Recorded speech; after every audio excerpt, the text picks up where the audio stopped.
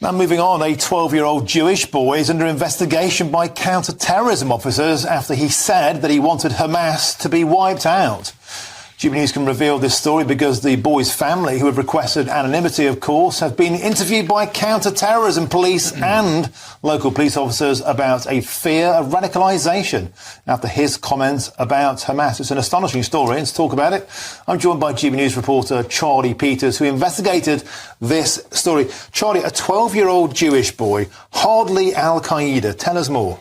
Well, this boy, we understand, was reported to prevent the government's counter-extremism duty and body by the safeguarding lead at his school. We understand the family's from South Tyneside. We're not identifying the school or the family. But this report was made after the teacher asked this boy, just 12 years old, is there anything in the news that's upsetting you at the moment? And he's understood to have said, yes, Hamas, reacting to the war ongoing between Israel and Hamas in the West Bank, etc., and is then understood to have been saying that he wants them to be wiped out. Now, Hamas, we should stress, is a proscribed terrorist organisation. The government's position on this is that it should be destroyed, it should suffer. But as it happens, the report from the family is that this was then passed on to those counter-extremism officers. And we've heard an audio recording of a police officer and a counter-extremism officer interviewing the boy's parents alongside a representative from Faircop called Harry Miller. Now, he's assessed this case and he's representing and supporting the family as they say that this is an overreach and an unacceptable use of police powers to interfere with quite legitimate speech. Now, in other areas where they've sought to present this boy as potentially being radicalised, the officers have also referred to footage posted online of the boy holding a toy crossbow. We have some footage that we can show you now of the boy, just 12, holding a crossbow. It's from national heritage. It's a toy, I should stress. It's not something that could injure anyone. But the parents are understood to have been asked by the police in an interview at their home whether or not, because of this crossbow, if they had any air rifles at home, did they had any knives? So they were asking whether or not they had weapons in the household.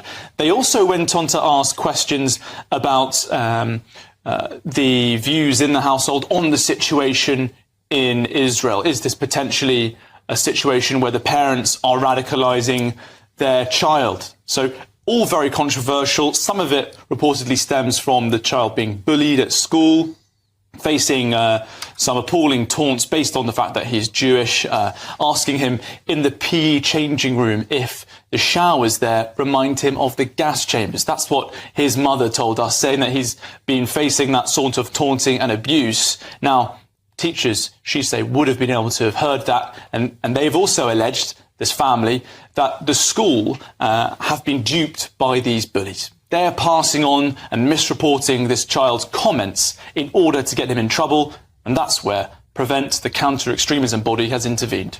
That's a toy crossbow. We saw it on the screen there. Could barely knock a tin can off a wall. He's undergone comments at school. He's gone on social media. He's 12. He's a 12-year-old boy saying he wants a proscribed terrorist organisation to be eradicated, which, by the way, is the position of most Western governments. Why on earth are counter-terrorism cops getting involved? Sure, this isn't necessarily the kind of space they could and should be getting involved with.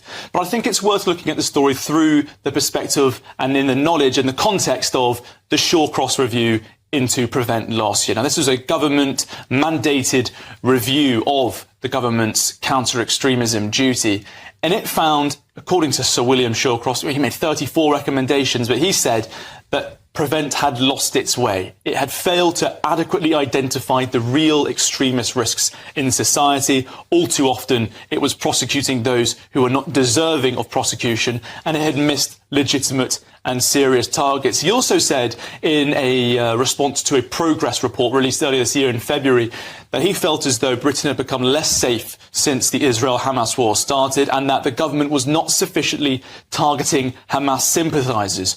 I've spoken to several groups involved in this sort of oversight.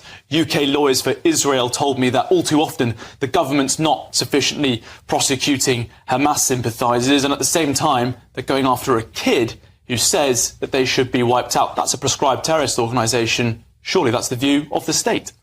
Charlie Peters, it's an astonishing story, but well done for bringing it to our attention. Thank you for joining me here in the studio. And I have a joint statement here from Northumbria Police and Counter-Terrorism Policing North East, who said this: "We are unable to discuss individual cases or identify anyone who may or may not be the subject of a Prevent referral. All referrals are treated in the strictest confidence and will always prioritise the safety and welfare of those concerned. Prevent is a multi-agency approach to safeguarding and supporting those most at risk of radicalisation through early intervention. It seeks to protect young and vulnerable people against all forms of extremist activity, regardless of ideology.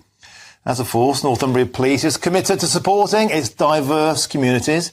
We make it our mission to forge strong relationships, and we are here to offer support wherever it is needed."